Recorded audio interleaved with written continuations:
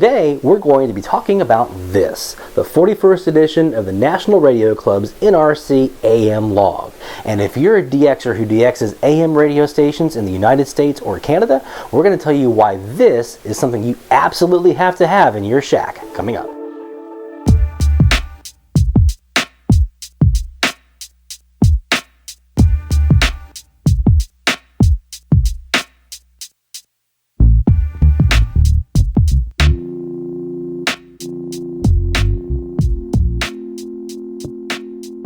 Nearly 30 years of AM DXing, I've seen a lot of changes come to the hobby.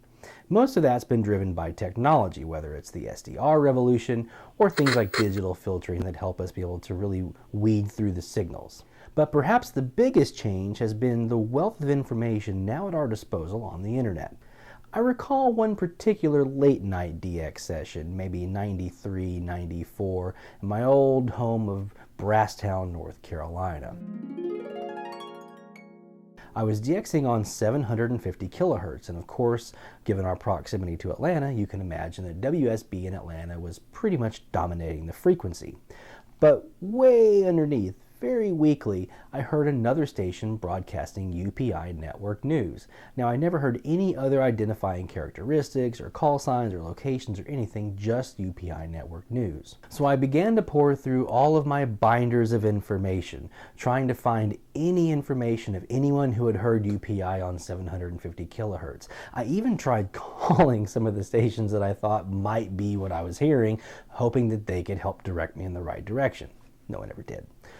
Now, I remember thinking at the time, how great would it be if I could just plug in to hear the on-air signals of all these radio stations I think might be a candidate to see if maybe it's them.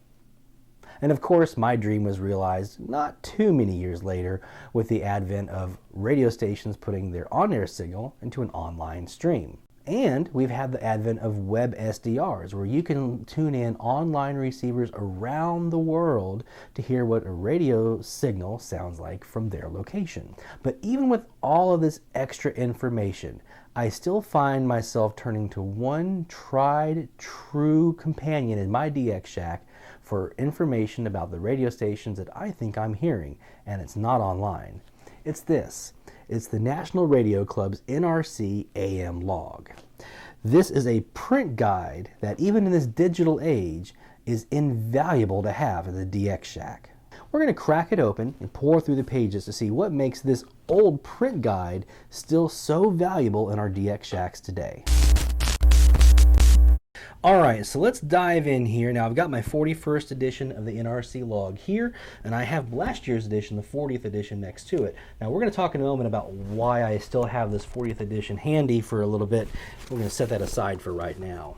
Now you'll notice one of the first things that I've done here is I've actually placed the NRC Log in a 3-ring binder. This is just a basic 1.5 inch thick binder, nothing too fancy, but it makes it a lot easier to carry around, not only around the shack itself, but also if I want to take my DX portable and do some outdoor DX, this makes it easier to bring it with me. And this 1.5 inch thick binder actually still leaves me enough room to put in other publications that I may want to include in my NRC Log binder, including here in the back, I have some sunset sunrise maps that I use to help with my gray line DX sessions. Now, if you're new to the NRC Log, one of the first things that I highly recommend that you do is read all the information at the beginning, because this is going to help you level set and understand the layout and what information you're actually looking at inside the log. It goes into some information about how they put everything together, how to read the AM radio log here, including what each of the different fields means, and definitions of those as well. You'll also find information here on some of the codes that they use in the NRC Log for things like station classes, power, antenna patterns, and so forth. We're going to be calling back to those here in just a few moments as well. So let's look at an example listing in the NRC Log so you can kind of get a feel for all the information that's at your disposal. I'm here on 770 kilohertz. I have WABC in New York as my listing, and I know that because the call letters are on the left-hand side, and you'll see they're kind of by themselves to make it much, much easier to look at. So if you hear what you think might be a call sign, if you think you might hear WABC on 770, you can look through until you find a match and say, okay, I think it might have been WABC. Keep in mind, sometimes our ears play tricks on us, so that ABC may be WABD, it may be WKBC or something like that, but this should at least get you pretty close. You'll also notice I have my city of license, my state, my time zone, which is in a code here, so I have E for Eastern, you'll see C for Central, M for Mountain, and P for Pacific. You're also going to find an antenna code. In this case, WABC is a U1. If I go back to the beginning of my NRC log, I find my antenna code grid, I'll see that a U1 is a station that is non-directional during the day and non-directional at night as well. That means WABC is a protected station. That means they can broadcast an entire non-directional signal at night, and other stations have to protect their signal from interfering with WABC. You'll also see the power here. I have daytime power and I have nighttime power. And I'm going to show you an example here. I have KUOM in Minneapolis, Minnesota. They are a daytime only station. There's two ways that I know that. One, they have an antenna code here of D1. I'm going to look back on my antenna code grid earlier that I was looking at. D1 means they're non-directional during the day. They have no antenna pattern at night because they're daytime only. I'm also going to be able to tell that because here next to their daytime power of 5,000 watts, there's nothing. There's no nighttime power listed. So I know that they're a daytime only antenna pattern and they only have a daytime power, so there's nothing that I should be hearing at night after their local sunset from this radio station. You'll also see the address of the station and their telephone number. Again, that's what I was using back in 93 or 94 to try to figure out who that UPI network station was. Now, I've talked a bit about how the NRC log gives you information in one location that you can't really find anywhere else, including online in a single space. And this third line is where we get to actually start to see that. Now, I'm looking here at WABC New York. They're a news talk format station, and that's what I have here with NWS/TLK. I also can look here in the back of my NRC log, if I go back here, and I can see my format list, which shows me NWS means news, TLK means talk. So this is a news/talk station. Now, in addition, you'll find a lot of these format codes on our website at dxcentralonline.com. Under the DX 101 area, just click on our glossary of commonly used terms. You'll find a lot of these codes are going to be listed in there as well. Now, next to the format codes, you're going to find network codes. This will tell you the various networks that a station carries on its broadcast day. Now, that could be anything from something like ABC News or Fox News at the top of the hour. WABC here is actually carrying Westwood 1 content. It could be something like Coast to Coast AM for their overnight content, or like you have here for WABC, RER means they carry Red Eye Radio. Now, you can find all the information on these network codes and what their corresponding networks are in the back of the NRC log, including some of those that pertain to particular network programs themselves. Now, next to the network code is some more information that you'll find especially helpful. In this particular case, WABC has a code here that says NSP. That means they have no silent period. That means they're on 24 hours a day, 7 days a week. They never go off the air. Now, if we go up one listing here to KKOB in New Mexico, you're going to see that next to their NSP code, you'll also see something here that says parallel KKOB FM 96.3, and then in quotation marks, you're going to see 96.3 News Radio. That's telling you that this particular AM radio station, they carry their programming content also on 96.3 FM, and they actually identify themselves as 96.3 News Radio. So if you're listening on 770 kilohertz and you hear someone say 96.3 News Radio, you'll know that that's who you're listening to. You're listening to KKOB. Another good example here on 770 kilohertz of which you might see, I have 24 hours, parallel WVNN FM 92.5. So this again tells me that they parallel their programming content between this 770 AM station and their 92.5 FM station. And you'll see here in quotes, news talk. So if you hear someone saying news talk, in that case, that's one of the candidates that it could be. Now, be careful. Some of these marketing slogans are used by a lot of stations. So just because you hear News Talk 770 doesn't mean that that's exactly the station you're hearing. There may be other stations on the frequency that use that same slogan. So look at your NRC log for guidance. You'll also notice that in addition to US stations, we also have Canadian stations listed as well. Here on 770 kilohertz, I have CHQR in Calgary, Alberta. They are in the Mountain Time Zone. They are a U2, which if I go back to my antenna code, means they are non-directional during the day, but at nighttime they have a directional antenna pattern, which means they're having to protect other stations from their signal interfering with them. They do have 50,000 watts both daytime and nighttime. They're news, talk, and SPT, which is sports. You'll see their Canadian networks listed here. And you'll also see their slogan of Global News Radio. So if you hear someone saying Global News Radio on 770 kilohertz, there's a good chance you're hearing the station in Alberta.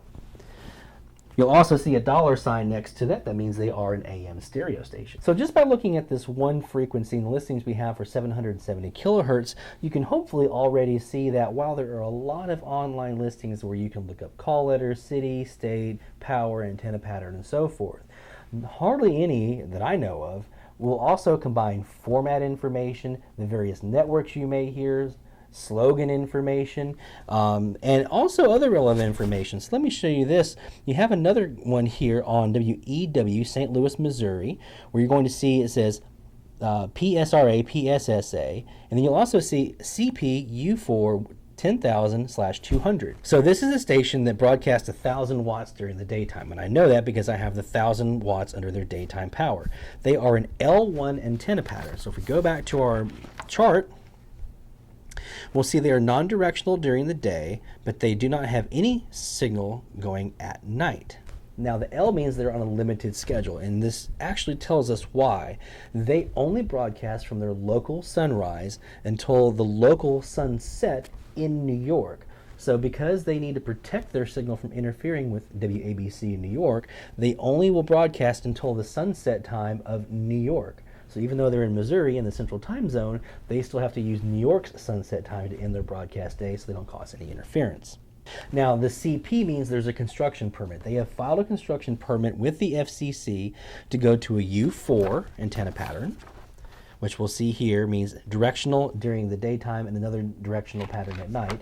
So they're trying to protect someone during the day and at night with a different antenna pattern, but they're also trying to bump up their antenna pattern, their antenna power rather, to 10,000 watts during the day and 200 watts at night, but they want to have an antenna pattern that will allow them to broadcast while still protecting WABC even at that 200 watt power. So again, you can see just from this one page here, I have several stations that demonstrate for me just the wealth of information that I have at my disposal here in the NRC log. You'll also find several appendices in the back as well. So there's one by city. So if you're listening to a particular station and you hear someone mention a particular city, you can look here to see if that's going to line up with a station on your frequency. There's also in the appendices a by call sign listing, so you can look up a particular call sign and find what frequency it goes to. You'll see a list of all the AM radio stations in the log that have stereo operation. You'll also see a listing of all the radio stations in the log that carry IBOC or in-band on-channel digital. You'll see a breakdown by state. This could be very helpful if you're looking for specific stations to target if you were looking to add a new state to your log. So when I was looking for Delaware, for instance, I was able to find what stations were there in Delaware, and I could then look at each of those stations and identify which one I'd have the best chance of hearing, which turned out to be 1150 WDEL in Wilmington, Delaware. Some additional information available to you in the NRC log. Again, this is information that you can't really find very easily anywhere else. You'll find a listing of all the AM radio stations and their FM translators. So these are ones where you have an AM radio station broadcasting on one frequency, and they have another station on FM, a low-power FM translator station, broadcasting their information as well. So these usually have a longer call sign, like in this case I have KALL 700 kilohertz, but their FM translator is K221GK on 92.1 kilohertz. So if you hear someone say on 700, you hear them say 700 AM and 92.1 FM, WALL, K221GK, that's what you are listening to. And then finally, we have what's called station groups. Station groups are typically going to be a group of stations that use the same slogan. Let me give you an example. Here I have Allegheny Mountain Radio. So if you're listening on 1370, and you hear someone say Allegheny Mountain Radio, that's most likely going to be WVMR. They also have a 107.1, a 103.5, and a 91.9 as well. And here's all the call letters listed out for you. So if you hear any of those call letters listed, any of those frequencies, and you hear that Allegheny Mountain Radio, this is going to help you identify who it is you're actually hearing. And here's another example for you. Heaven 610. You have WENN at 1320 kilohertz. You have WAGG on 610 and W261BX on 100.1 FM. So again, if you're listening on 610 or on 1320, let's say you're listening on 1320 and you hear someone identify as Heaven 610, you're kind of scratching your head going, why am I hearing someone talk about 610 when I'm on 1320? Well, all you have to do is look in the back here, look up that Heaven 610, you'll see that 1320 is probably WENN, and you'll see the WAGG is that 610 station. So you can see how helpful this information can be to cross-reference what you're hearing with the information available to you here in the log. Now, earlier I mentioned that I had my 41st edition and my 40th edition here, and that I like to do a comparison. Let me tell you what I'm talking about when I mention that. So I get my new version of the login every year. Let me just go to 550 kilohertz as my example here. I'm going to go to 550 in my old log as well. And you'll probably see here on the screen, I have underlined some of these stations. These are stations that I've heard here in Charleston. So once I log a station, I go back into my NRC log and I underline it. That does a couple of things for me. One, it allows me to visually see all the stations that I've already heard, so I can easily see. But two, it allows me to really help whittle down what it is I may be hearing. Let me give you an example. So let's say I'm on 550 and I'm hearing news talk. Now that could be a couple of different stations. I've heard news talk stations here in WDUN in Gainesville, Georgia. I've heard a news talk station here, KTRS in St. Louis, Missouri. I've heard a news talk station, KTSA in San Antonio, Texas. And I've also heard a news talk station here, WSVA in Harrisonburg, Virginia. So those are all the news talk stations I've heard on 550 here in Charleston. So if I'm doing my DX and I've underlined all these stations, I can try to see, okay, am I hearing something that tells me it's one of those four? But let's say I'm listening and now I'm hearing them talk about things in Wisconsin or Michigan or things up in that area. Well, maybe I'm hearing WSAU, a news talk station out of Westall, Wisconsin. Or maybe they're talking about things up in, really, really cold temperatures.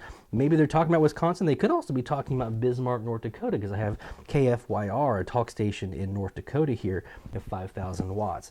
So it helps me to be able to narrow down my list of possible candidates much, much quicker if I know what I've already heard, especially once I get up. I'm sitting around 300-400 stations logged here in Charleston now. So once you get up, 200 or more stations logged, and you're starting to get to where you've logged 3 or 4 stations on every frequency, it really can help you to be able to go through and underline your stations you've already heard in the log so you can see it visually. So here's how I do it. So I'm going to go over here. I've heard to be AYR in Fleming Island, Florida. So I just take a ruler. Any ruler will do. Doesn't have to be anything fancy. Take your pen or your pencil, whatever you want to use, and you just line up your ruler. You underline that first line. Then you do the second. And then the third. You can use black ink, blue ink, red ink, green ink, whatever color ink you want to use. You can highlight it, you can do a marker, it really doesn't matter, or a colored pencil, whatever you want to use, whatever works best for you and your methodology. So again, what this is really allowing me to do is be able to visually see very easily what stations I've already heard on a given frequency. It helps me narrow down my list of possible candidates in addition to making sure that I don't relog a station that I've already heard. If I don't see it underlined on this page, I know I haven't already heard it and I can put it in my logbook. Just an easy way to be able to visualize what you've already seen, keep yourself organized, and hopefully maybe even help you have a more efficient way to complete your DX. Hopefully now you can see why I still rely on my NRC AM log and my DX Shack, even though I have all of these various online lists at my disposal. You can purchase the NRC log by going to nationalradioclub.org. There should be an area right up here on the left-hand side where you can see a link that says click here to purchase the NRC log. If not, you can always go to the Publication Center at the menu items at the top and then click on the Books and DX Tools to get a list of all publications. The NRC log is $29.95 for members of the NRC located in the United States, $36.95 for US DXers who are not members of the NRC. It is $43 for Canadian DXers and $55 for all overseas shipments. Now I know what some of you are probably thinking, But Lloyd, if it's only published once a year, at some point it's going to be out of date, right? Well, the NRC has you covered there as well. If you're a member of the National Radio Club, which if you're not already a member, I highly recommend that you become one, you are subscribed to their DX News Bulletin, a regular publication that they put out in both electronic and print versions that has information on everything from what other folks are hearing, DX tips, lists, and more. But perhaps the single most important feature for those who are using the NRC log is their AM switch column.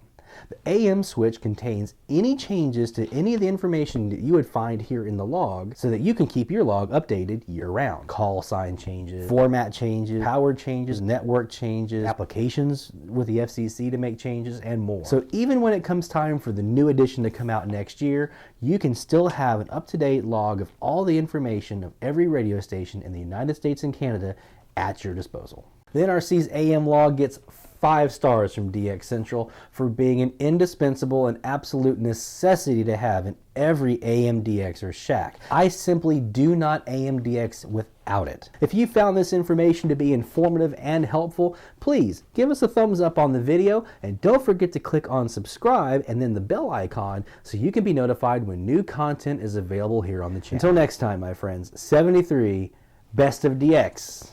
Let's go hit the bands.